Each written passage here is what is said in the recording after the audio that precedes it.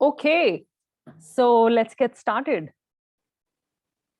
As you all know, today the topic is how to use mindful eating, tools from mindful eating to determine the food portions that are appropriate for you as an individual. Um, just give me a second. Yep.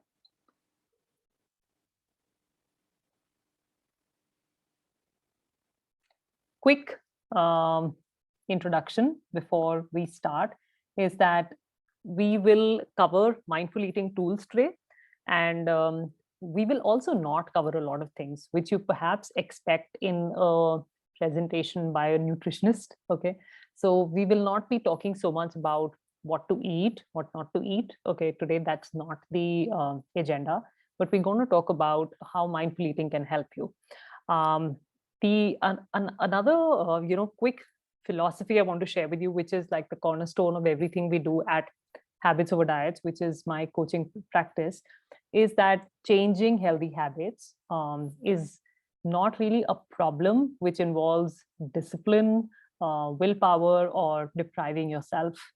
Okay, I encourage all my clients and the people that I work with otherwise to use the idea of changing habits to grow as a human being, and use it as a bouncing board to start accepting your imperfect actions and develop a kind and self-compassionate relationship with your body, with your food, with your movement, and with giving yourself adequate self-care. This is the cornerstone of everything we do at Habits Over Diets, which is totally a habit-based change philosophy.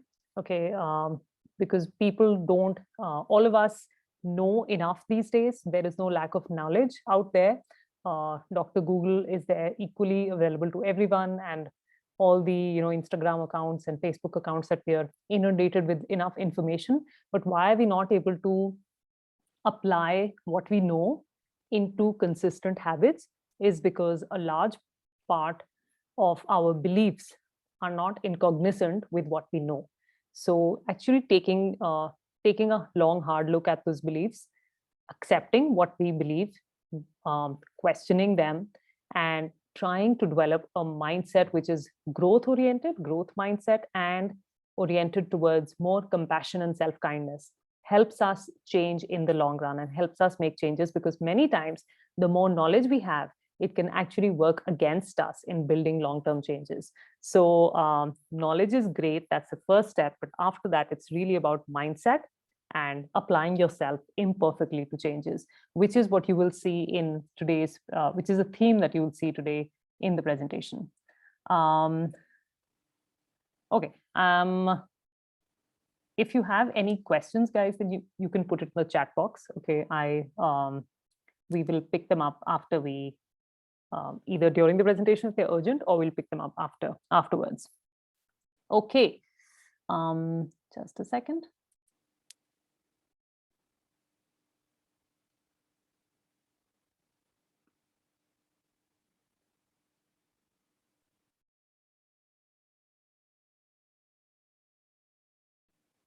So we will talk about mindful eating principles today, which is, I guess, what you're expecting to learn. What they are before beginning to eat, during the act of eating, after we've finished eating. What are the different signals that our body gives us? What are the things that enhance those signals? What are some of the things that disrupt those signals? What are some key takeaways? And of course, we'll talk about how to stay in touch with me, which I'll talk about sooner, actually. Why are we doing this today is because I hear these kind of questions and these kind of doubts a lot amongst the people that I interact with, amongst my clients, amongst some people in my audience, which is doubts about whether the amount of food that they eat, is it okay for their body? I generally see that people aren't sure if how much they're eating is enough, or is it perhaps too much.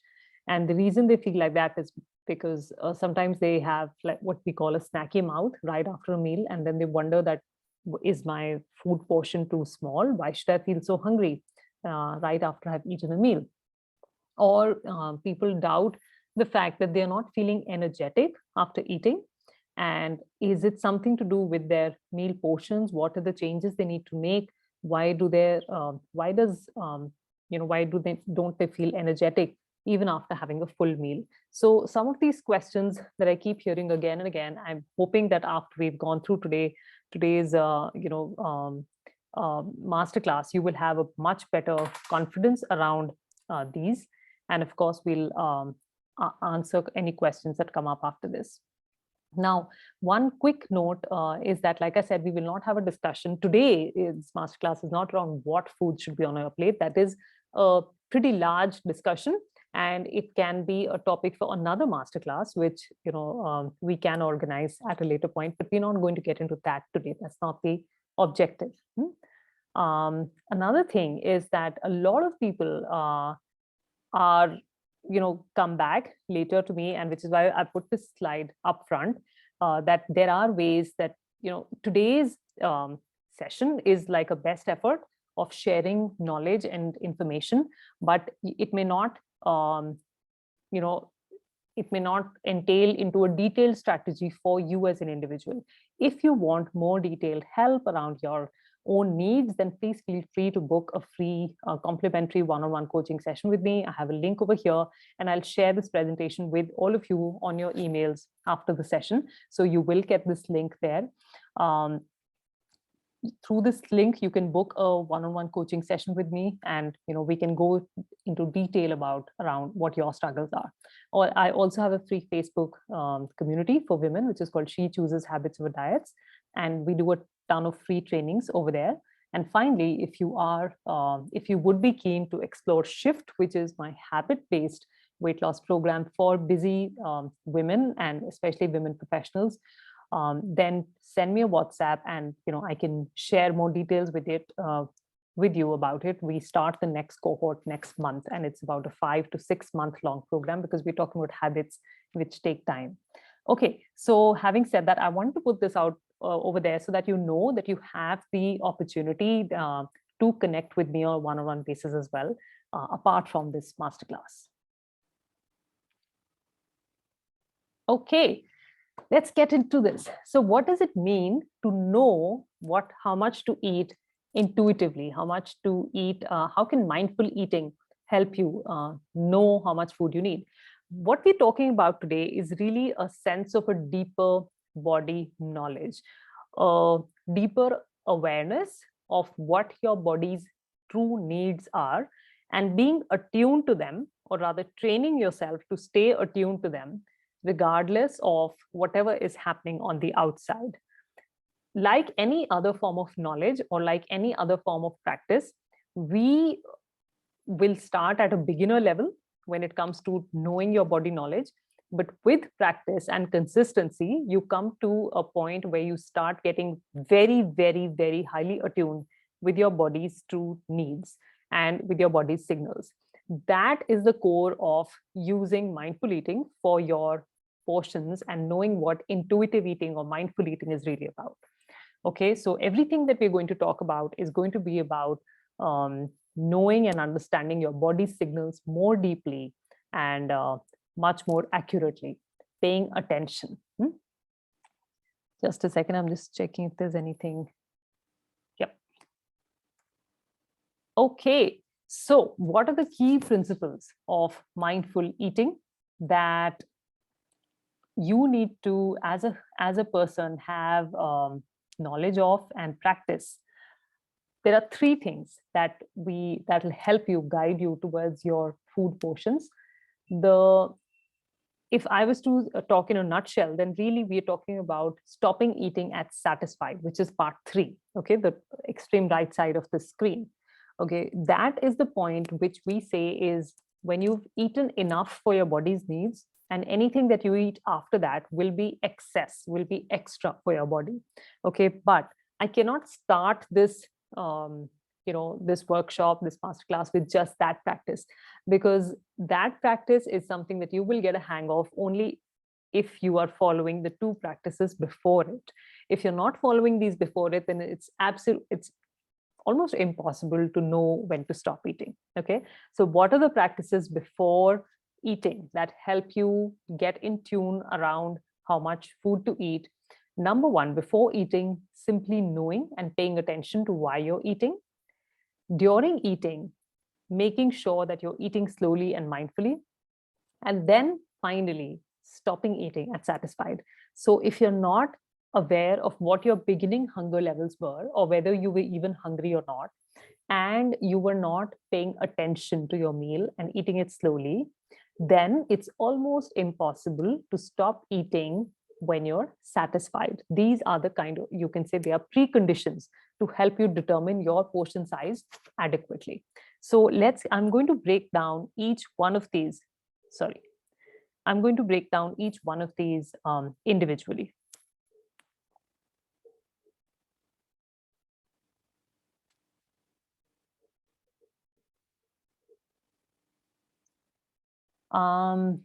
As we start talking about know why you're eating, I want you guys to think through what are the typical reasons that you have noticed yourself as being the reasons that you reach out to food for.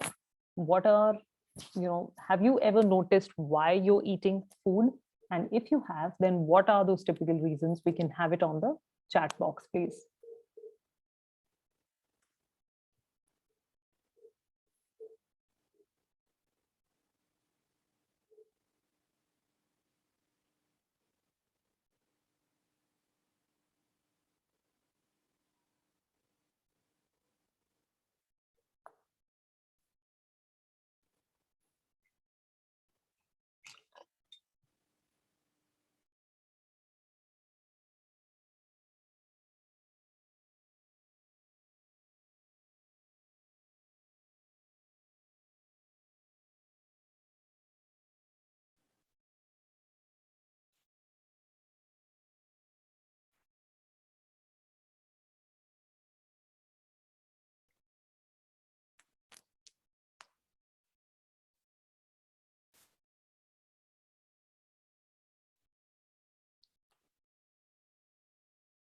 What else apart from hunger? Have you noticed? Are you always feeling hungry when you eat?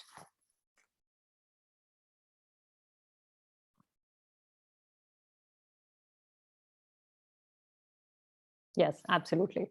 So as you can,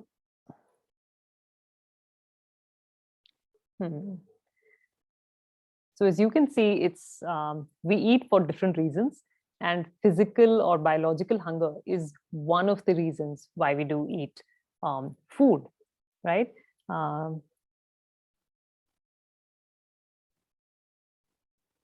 Yes, absolutely.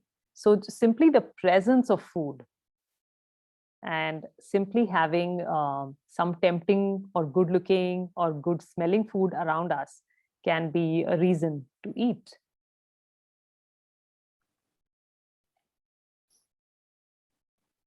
So I want you to just pay attention to this slide, which is that before you start eating, pause and ask yourself, am I hungry? Is what I'm feeling what I describe as physical hunger right now? Or perhaps is it that I'm eating because it's time to eat, or because there is some food in front of me, and because it's in front of me, I'm going to eat it? Or perhaps I'm thirsty, or I'm bored, or I'm lonely, or stressed, or angry, or sad, or celebratory, or feeling like enjoying myself, or wanting to relax, or something else. Physical hunger is one of the reasons we reach out to food, but it's rarely the only reason we reach out to food. So the first thing that we ask you to be aware of, the first body cue that we ask you to be aware of, is what you're feeling inside your body as you're reaching out to food. Is it physical hunger, or is it something else? Is it a feeling that you want to perhaps distract yourself from?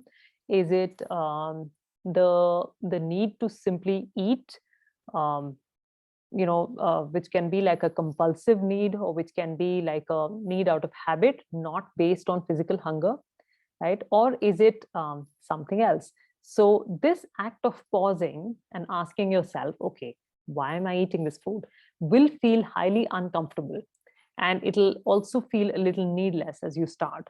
But let me share with you that this is a very, very powerful question to ask yourself.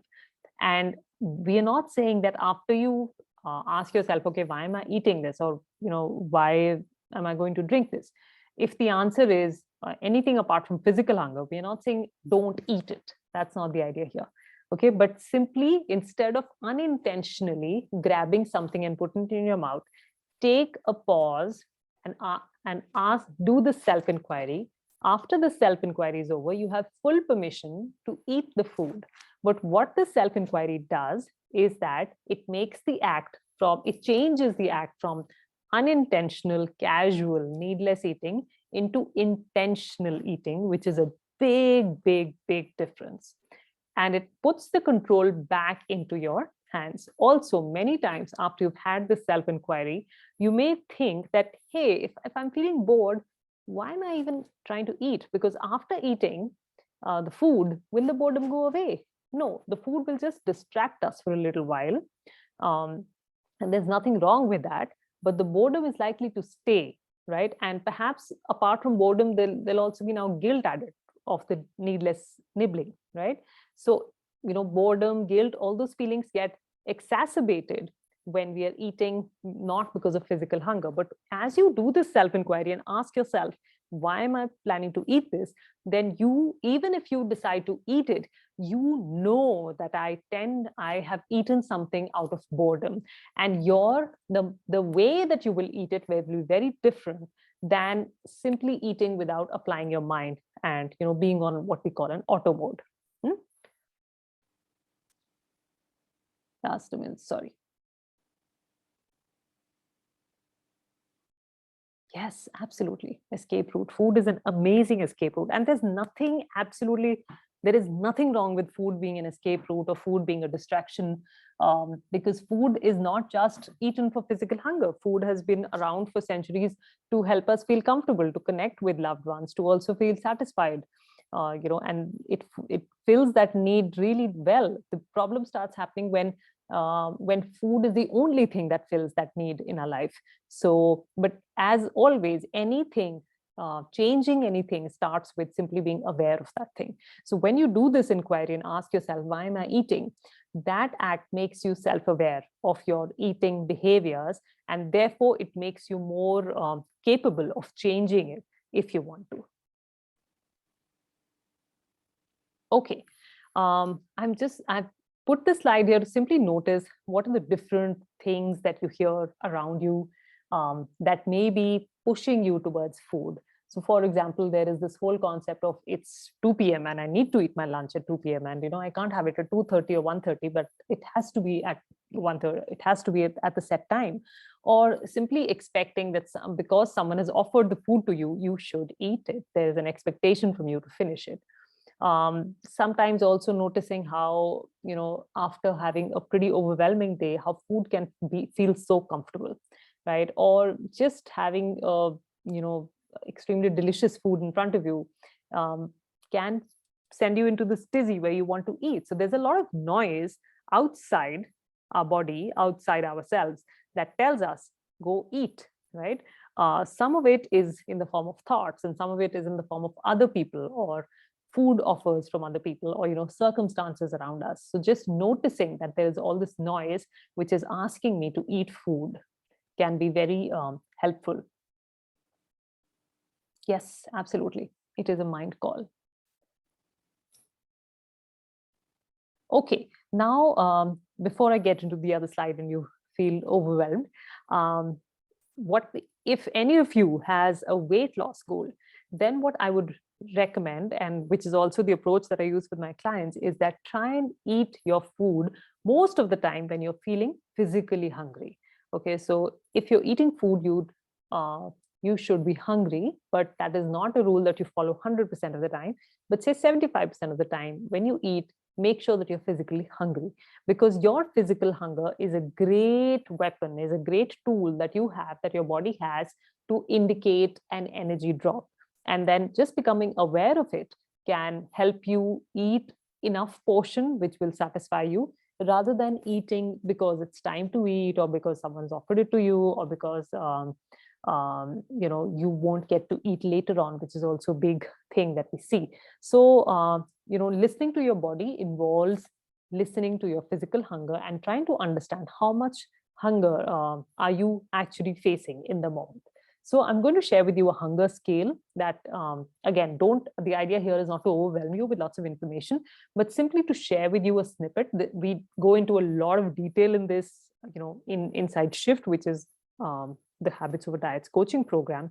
But today I'm going to leave you with a little summary of it to just understand what it can look like and feel like for you. So your hunger exists at a scale, okay? There is a low level of hunger and there is a very high level of hunger, right? So the highest, the scale goes from like starving to painfully stuffed, okay? So notice that starving is that, you're at the stage ki aap kuch bhi kha lenge, right? You'll eat your table, you'll eat your laptop, just, people are like, I can eat anything right now. That is your starving level. Scale 2 is hangry, which is that you're very hungry and it's hard to think straight. That level of intense, urgent hunger. Level 3 is when your stomach is growling and you have those hunger pangs and your body has made it abundantly clear that you need food. Number 4 is when you're a little hungry, you've started thinking about food, but you can wait it out a little bit longer. Number 5 is, perhaps as you start eating and you've eaten some food, you're not hungry, you're not full yet. And at 6, you feel that you can stop eating and you're satisfied with your food. 7 is when you're pleasantly full, you're not overly full. 8 is you're a little too full. 9 is uncomfortably full. And 10 is painfully stuffed. Extreme fullness, which is, the kind of fullness that we perhaps, most of us experience once or twice in a year at a Diwali, dinner, or at a New Year's Eve dinner, or at, a birthday treat or something like that, that feeling. So my question for you, have you ever noticed the hunger level at which you typically start eating? And if you have, if you haven't, then, just say haven't noticed. But if you have, then what is the hunger level at which you typically begin eating your meal? Can you put it on the chat box?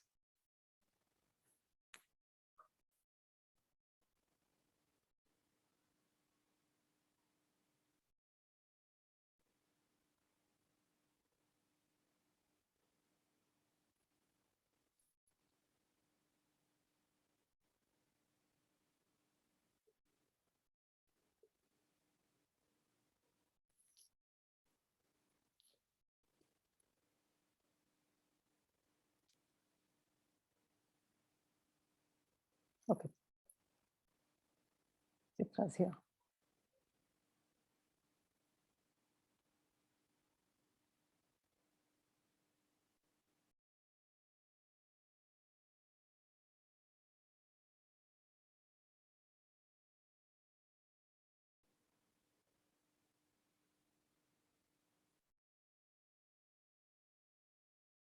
Wow. So a tip for you as we move from the before eating is that if you would want to be able to eat your meal slowly and mindfully and stop at satisfied, then it's important to not to eat most of your meal. Then it's important to eat most of your meals at a hunger level of between 3 and 4, which is that you're hungry. You're simply hungry. You're not terribly hungry. You're not hungry, but you're hungry. Okay, so when you do that versus when you move into the hangry stage, the hangry stage is one where it's very difficult for you to slow down or take any like mindful food choice or choose a food that works well for you. It's very difficult for you to do that. Similarly, when you're eating without physical hunger, then also it's very difficult to know how much food you need to eat because you didn't have an empty stomach before eating. So it's important to start eating most meals between a hunger level of 3 and 4, which is that you're comfortably hungry. You're hungry, but you're not starving or dying. And you're also actually hungry, and you can perhaps hear your stomach growling, right? Because even in Ayurveda, they say that bhook is your biggest, it's a pretty big indicator of health, of good health, right? Just feeling the whole sensation of bhook. Next experiment for you is to simply notice when you actually feel hungry, and before you, and one way of confirming actual hunger versus, actually we should do a separate masterclass on hunger. It's so huge, and it's impossible to cover, things about hunger here. But, quick tip for you is that hunger doesn't grow like this, okay? But hunger comes in waves. It ebbs and flows. And the thing with hunger is that, it'll increase and it'll also ebb away. So if you have a little water, sometimes, a lot of times people start feeling that they're hungry, but when they have some water, it abates, and actually it was simply just thirst. Okay, so physical hunger, when you're actually physically hungry, even water will not abate it, and you will feel hungry in spite of drinking water. So do the water test. That's a quick check to see if you were thirsty or you're hungry. But next time, just wait for that pleasant growling sensation in your stomach and start eating at that point. Okay, moving forward. While eating. Now, during eating, for you to know whether the portion size that you're eating is adequate for you or not, it's important to eat slowly and mindfully. Both are different, and I'll take you through that. Just a second. Okay, I'll ask you this question later on. Just let me explain. Yeah. What we mean by slow eating is the duration of your meal. So, eating for about 15 to 20 minutes and slowing down the chewing, slowing down the amount of time that the food spends in your mouth, right? Because your digestion starts, actually it doesn't even start in your mouth, it starts with your nose. The moment you smell food, your body starts the process of getting ready for digestion. And then a lot of digestion happens as your saliva mixes up with the food. But when we eat fast, we're not giving our body enough time or enough notice or opportunity to digest food well. So allowing the food to stay in your mouth for much longer and your saliva to act on it with the digestive enzymes is a big thing that you can do for your body to digest food well and to sustain better energy levels after meals. What does eat mindfully mean? It means removing distractions and noticing how food makes you feel. So two things you need to notice. How does the food feel, and how you feel? What kind of thoughts, emotions, and physical sensations come up for you as you eat? Both of them, as you pay attention to both the food and yourself. That is called mindful eating. Just quickly checking what's on the chat box.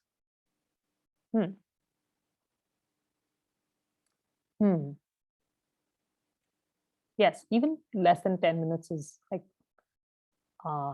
can be range. So my question for you all is, number one, how much time do you spend eating your meals typically?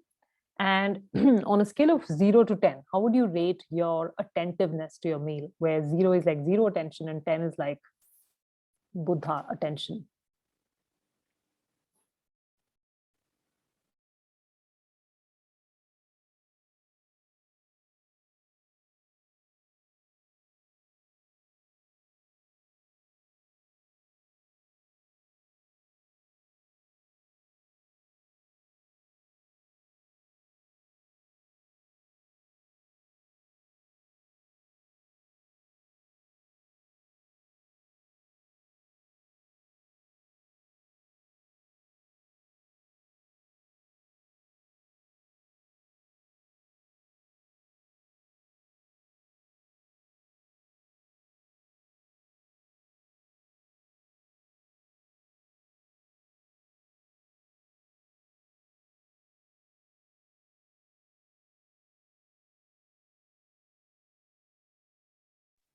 Sorry. So yeah, interesting. One quick experiment for all of you is that, and sometime you'll be eating dinner. Go back and actually notice in your watch, what is the time that you take? and compare it with what you wrote here on the chat box. Okay, so if you wrote 10 to 15 minutes, or if you wrote 7 to 8 minutes, that's what you think that you're spending. But actually go back and try and time 1 or 2 meals as an experiment and see, just notice how much time you're spending on a meal. Okay, the reason I'm saying is that because data can actually speak very differently from what our thoughts about the data are. So notice how much time you're spending on a meal. And when we talk about attentiveness, I'm going to go deeper into that and start noticing what are the things that prevent you from being more attentive towards your meal. What are the things that make it more difficult for you to simply be with your meal and pay attention to what you're eating.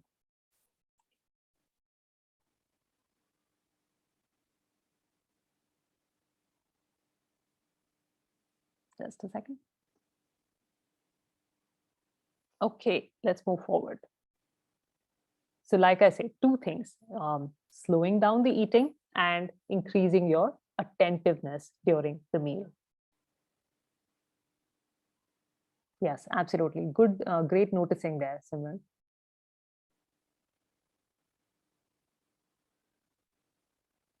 Okay, so how does eating slowly and with awareness differ from eating fast while distracted? I've noticed that for a lot of people, eating a meal is like, kaam khatam karo.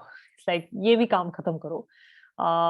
That is the kind of experience that most people have around eating. They're not attuned with what they're eating, why they're eating, how they're eating, or how they're feeling either before eating or after eating. Eating is simply one of the tasks that is just ticked off, right? Versus when we talk about slow and mindful eating, that's where you start getting aware of your food, which is how it looks like, how the food feels like in your mouth, how the texture is, what the taste is, what the mouth feel is, how how beautiful it looks, what the colors are, right? How it smells, and also yourself, like how hungry you were before you started eating, how full and satisfied you start feeling during the eating, noticing how you tolerate the food, how it's making you feel, right? And also how your satisfaction is different from by eating different foods. So noticing all of this is what we call, these are like the primary elements of mindful eating, which is noticing yourself and noticing your food. Both of these combine to make it a mindful eating experience during the eating, and of course extending the eating over a long enough period of time, because your brain takes about 20 minutes to receive the signal of fullness from your stomach. And most of us have gone on to the 3rd or 4th task after eating by 20 minutes. Most of us are not sitting at a table eating for 15 to 20 minutes. We are rushing through the day. So which is why we don't feel the sense of fullness or satisfaction, because we didn't pay attention, we weren't noticing. So stretching a meal to about 15 to 20 minutes and registering the act of eating, both are helpful in how satisfied you feel after a meal and knowing when to stop eating. I'm just checking what's on the chat box. Yes, absolutely. Okay.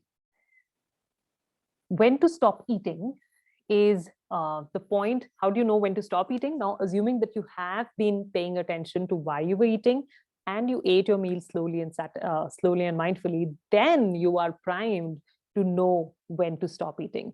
That point is what we call eat until satisfied. Satisfied is not is kind of like a combination of physical sensations and your satisfaction or happiness levels, or general sense of getting up from the meal feeling a little happier in your soul, right? That is what we call is satisfied. It's not just a physical sensation. So how do you know what satisfied is and what it can be for you? Okay, I'll answer your question briefly after this. So again, this is a form of deeper body knowledge, knowing what satisfied looks like for you. When we say eat until satisfied, we're basically talking about finishing eating with a little empty space still left in your stomach, and not simply finishing everything because it was served to you. Okay, that is point number one. Point number two is guiding your meal portion by your hunger level, your starting hunger level, as well as your developing fullness, not by how much everyone around you is eating.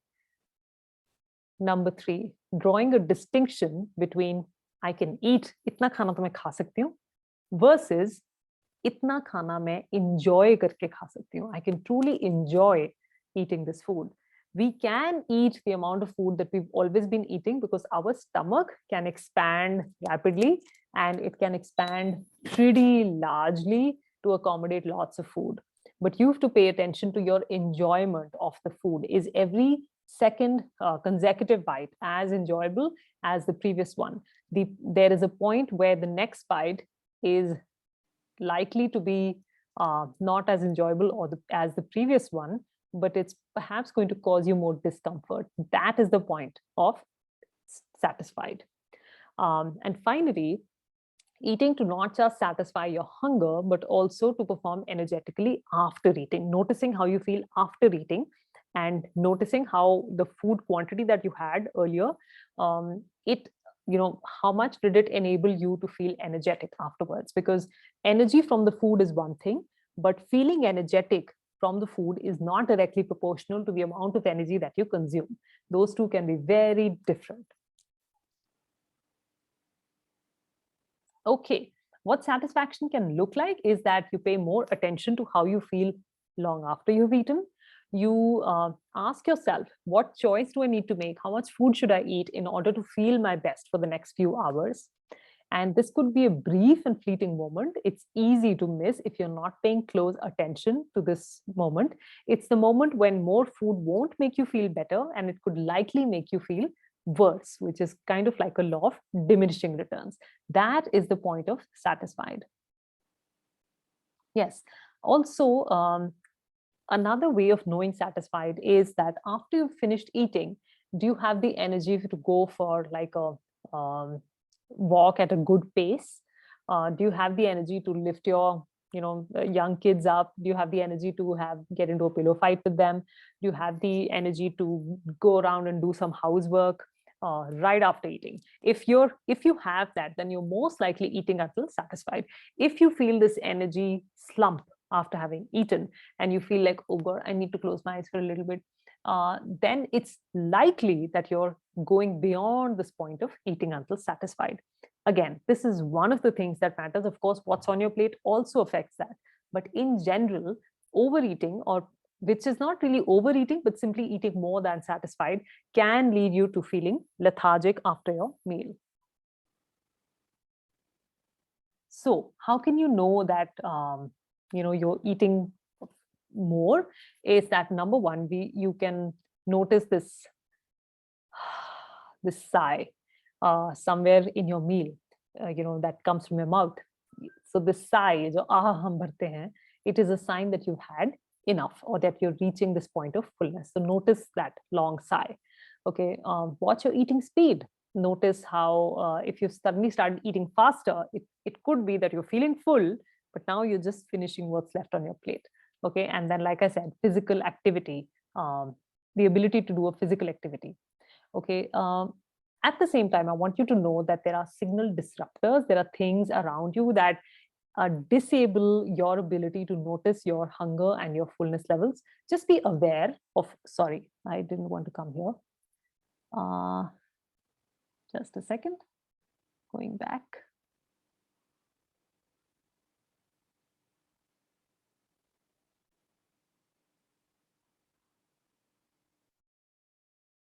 Yeah, signal disruptors. People around you, right? A lot of people have this, have a habit of pushing food, and you may notice yourself eating more in their presence. Things around you, like the sights and the sounds and the smells, certain cafes, certain movie halls, maybe certain office cafeteria, can make you eat differently than your home or your regular eating place. Lack of sleep is a big signal disruptor. If you're not sleeping adequately, it's very likely that your body is not in a position to give you the right signals, or even if it is giving you, you simply don't have the level of awareness to listen. Okay, so lack of sleep is a big signal disruptor. Time pressure, relationship pressure, any kind of stress, big stresses like presentation, timeline, deadlines, these can be pretty big signal disruptors where you're simply getting through the motion of the day and you're not paying attention to how much food you actually need to eat. So again, idea here is to just notice what are these things. You're not saying isko change karo, fix karo, but as you notice, you will start becoming more capable of making a change. Another note for you is that even if you don't change anything about what you're eating, but following these mindful eating principles will help you feel more in control of your body, and it will help you feel more ready to eat mindfully and to enjoy your meals. Just remember that practice is what makes perfect. So while today you got a lot of knowledge, but it's important to put it into practice. And let me assure you that pausing and putting all of this to practice will feel weird and unsettling. But that's an opportunity to be patient with yourself, because eventually using your physical appetite cues will start to feel awesome, because you finish every meal feeling leaner and lighter instead of bogged down and burpy and bloated. That awareness is pretty powerful because it feels like freedom. It feels like you know your body, that you're in a comfortable, agreeable partnership together, and you don't need a food scale or calorie counters or calculators or food rules or don't eat this and do eat this, because you have your body and you have your awareness, and both of them together can help you feel pretty light and strong and lean after eating. So, question for you. What was your takeaway today? And what is one action, because we do go back and ask you, what is one action, any one, I don't want two, just one. What is one action that you will start taking differently based on what you learned today? And after that, we'll open for questions.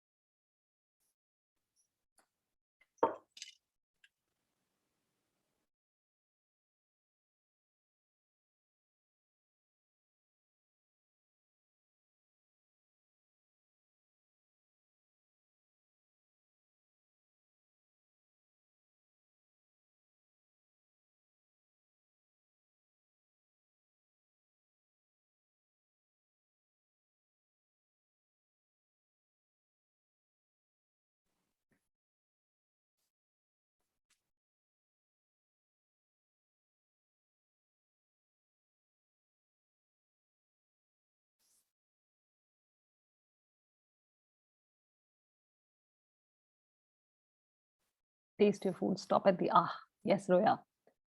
Conscious effort to eat slower. And again, your idea here is not to avoid second helpings, but simply notice that is the reason you need a second helping because you're not full yet, or because or is it something else? And if you're not feeling full yet, then go ahead and take the second helping or the third helping, right?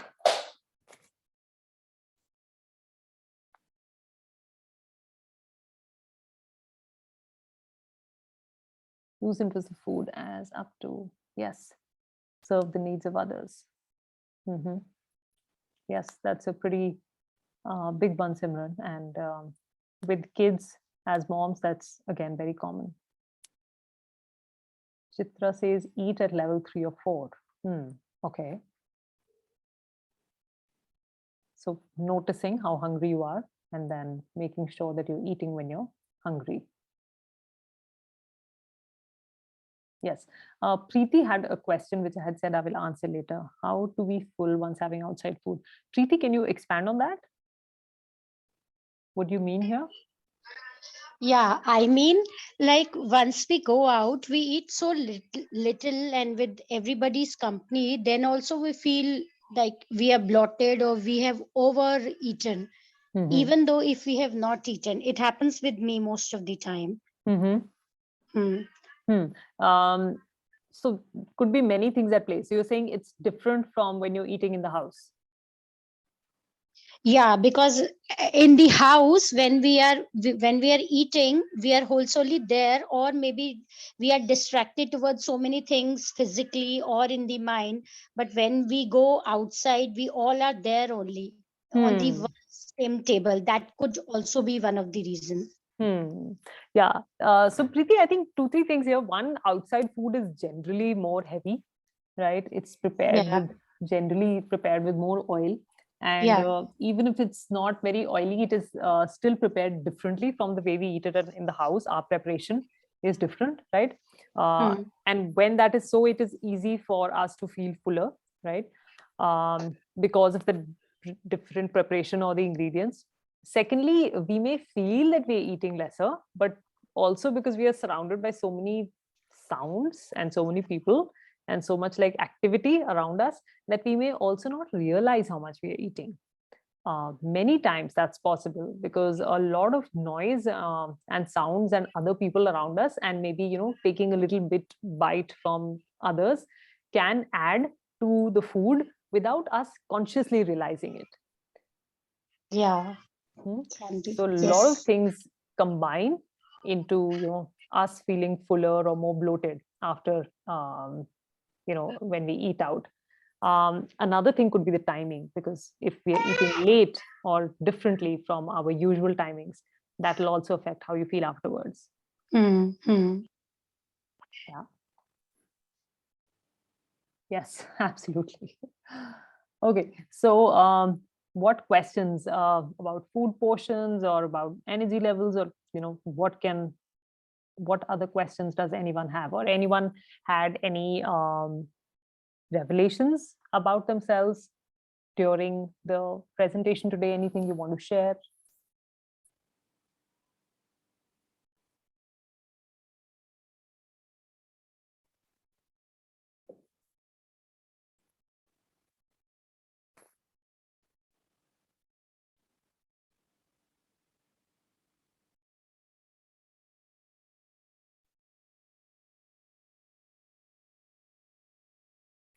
There was one thing I wanted to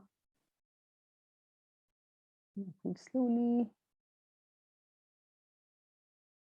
Yes, and Simran, here again, since you've spoken about this, we need to serve others like kids or husband during eating. It's not easy, right? Eating mindfully is not easy.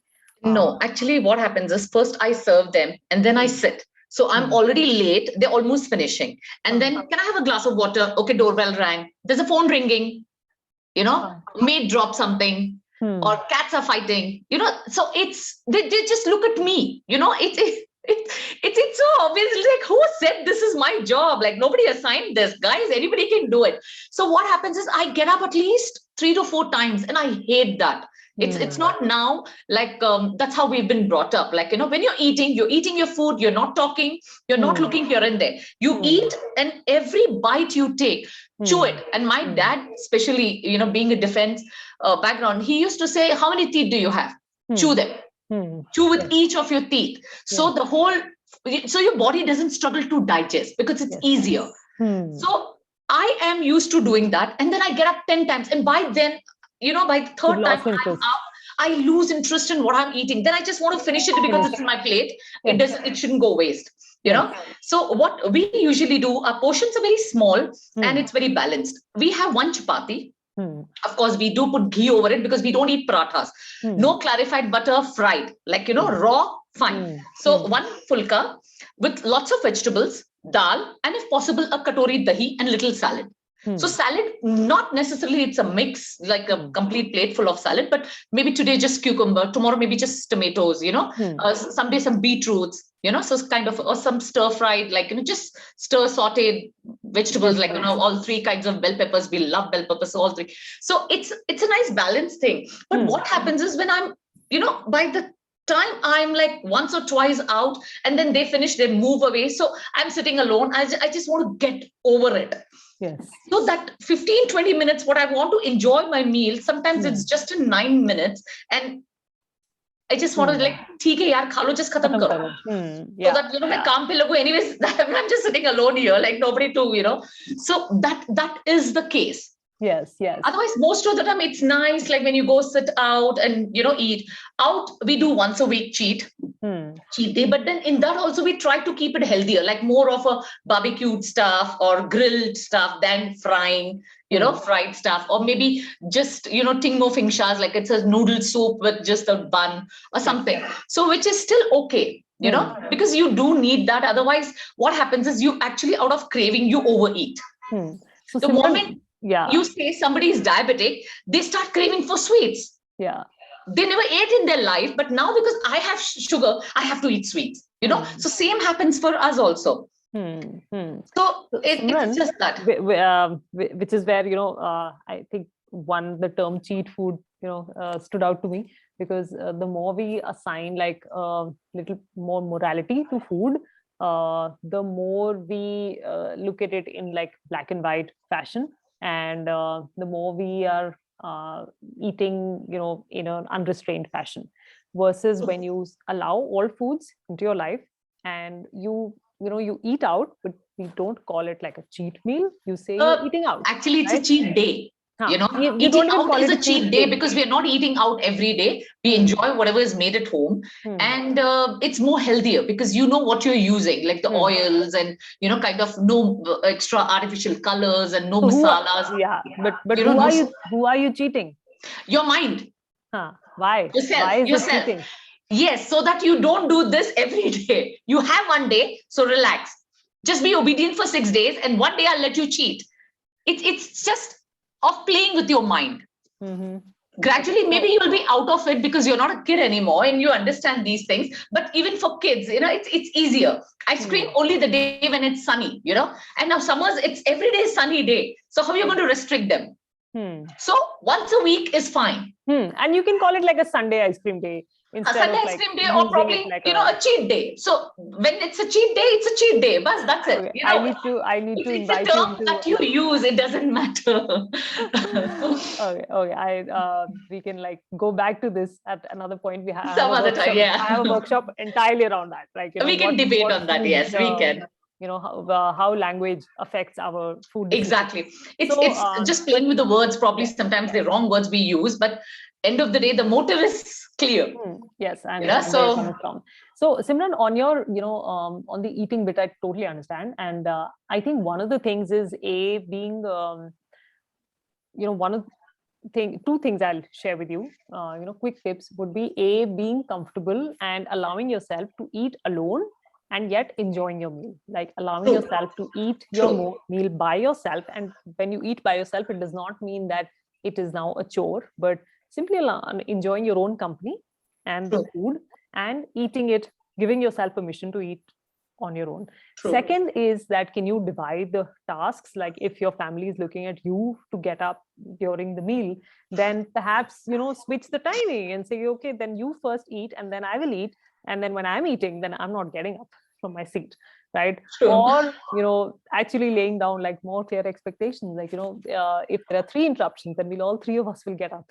And for each of those 3 interruptions. What happens is we're just 3 people in the house and most of them we're just 2. So what happens is I literally wait for Simone to come back from school so that we can have lunch together. Because when she sits alone, either she's like looking here and there, dreaming, and then she's not in the food. So when we're sitting together, like probably, we're like enjoying, Yes. So that's where this habit is cultivated, that I wait for somebody. And then obviously when my hubby is not around, when he's home, so he wants to eat with us.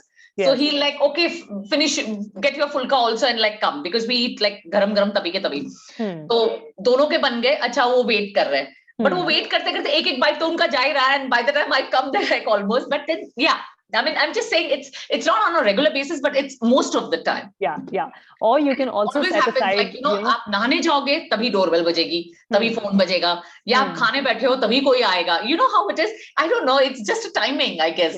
Just Yes, happens. I know it can seem like the world is working against us. True. And at such times, I would say, start with one change, like, pick up one meal in True. the day. Don't even try for every meal. True. Say that, okay, just for dinner, I will try and eat it without interruptions, or just my breakfast, I'll eat it without interruptions.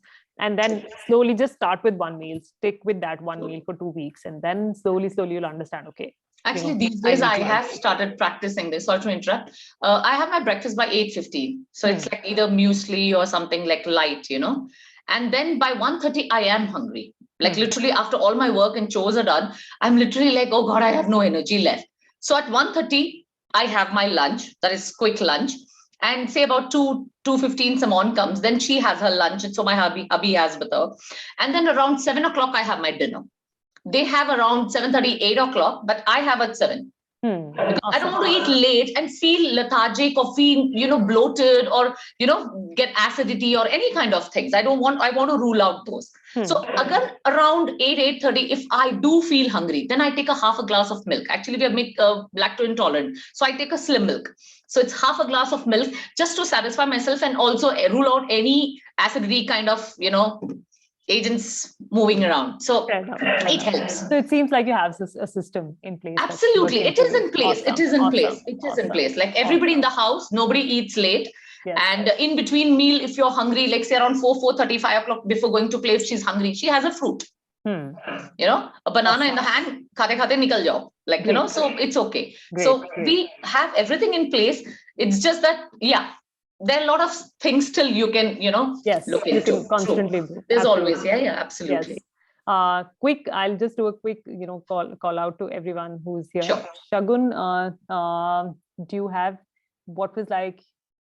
No worries, Roya. I know you got late. I will send you the recording so that you have the whole thing and you can watch the part that you missed. Thank you. Anything that you want to share that was that you feel is was new and you can apply it in your routine? Yes, I think I've been eating pretty fast. So after your presentation, I'm going to give it a thought. And I think that's the basic reason maybe, my food is not going as it should be. If I can bring that change, I think it'll help me. And also the fact that you just brought it up. I mean, it's not that we're not aware of it, but then you just pointed it out. So it's that I just tend to eat even when I'm not hungry. I mean, I'm just nibbling here and there, roaming around with kids, and you find something sitting on the table and you want to eat that, So maybe I'll be more mindful with what I choose to eat and when I choose to eat it. I think it's going to help me, I'm sure. And anyways, I'm going to be in touch. Yes, absolutely. We'll be in touch. And like I said, we can get on a one-on-one call as well. Yes, why not? This is a very, I can't stress this enough that all of us are very, very knowledgeable about the kind of food we should eat and the oils we should use, what we should avoid, what fiber we should include. But any kind of food is going to help us. And actually our body is going to do a great job of absorbing its nutrients when we also slow down in the act of eating it and we actually pay attention, right? So that's the part we miss, and that's the part which needs like constant intention and practice. True. Right? Because for the eating bit, for the ingredients and for the food, you can develop systems, right? ये मेरे grains यहाँ से आ रहे हैं, millets यहाँ से आ रहे हैं, तेल यहाँ से आ रहा है, ये हमारा घी ये वाला आता है. You can have systems. But when it comes to slow and mindful eating, it is every single time intention. And I think it's more about the habit that one develops, and you really need to change it actually. I mean, I personally would know that, okay, I should spend 20 minutes on eating my food. Yes. But it's kind of become a habit with me. But now I'm going to make an effort to change it. Yes. I'm surely going to change it. And don't keep like a ideal scenario here. So whatever you're like, when you do the experiment of timing your food meal, actually go and just increase it by 2 minutes. Okay? Right. Don't do more than 2 minutes for now. Right. And then slowly, in another 2 weeks, add 2 more minutes. and then Yes. over a period of a month, come to about 15 minutes, right? And stay there. So Right. sometimes what happens is that for a lot of people, when they actually time their meals, it comes to like 3 Yeah, I've minutes, lost your 4 minutes. connection. I think. Sorry. Am Hey, I? hey. Yeah. I can hear you now. Okay, sorry. So for a lot of people, like they realize that they're eating in like finishing their meal in 3.5 minutes or 4 minutes. And then Right. when they keep a goal of 20 minutes, it's like, it's almost like a non-starter. Right. So, right. don't do that, but just set small 2 minutes, the same, Right, because you will be able to gradually. sustain the Yes. 2-minute interval increase, Yes. whereas you will perhaps never get started on keeping a 20-minute goal. Right. It has to come gradually. So Yes. yes, I'll work on that. Absolutely. Awesome. Thanks, Shagun. Thank you, Um, Jasmeet. That was a wonderful session. Thank you so awesome. much. Thank you, Shagun. Okay, yes, and all kinds of theories around how long it takes to break a habit or make a habit. It all comes down to repetitions, like how many times you're practicing every day, and it can take 21 days, it can take 21 weeks, it can take maybe a week, but it comes down to how many times you're repeating it, how many times you're doing it again and again. So be kind to yourself as you're practicing, because this, you won't just get it. And feel free to reach out to me if you have any struggle when you're practicing. Awesome. So with that, I'm assuming there aren't any more questions. Thanks everyone for joining in and taking out an hour and 10 minutes from your busy schedules. I look forward to being in touch with all of you, and I'll be sharing this presentation with you, so you can read it, go through it, and also share it with your loved ones. Thank you. Thank you, Preeti. Thanks everyone for joining. Thanks a lot. Thanks, Shelly.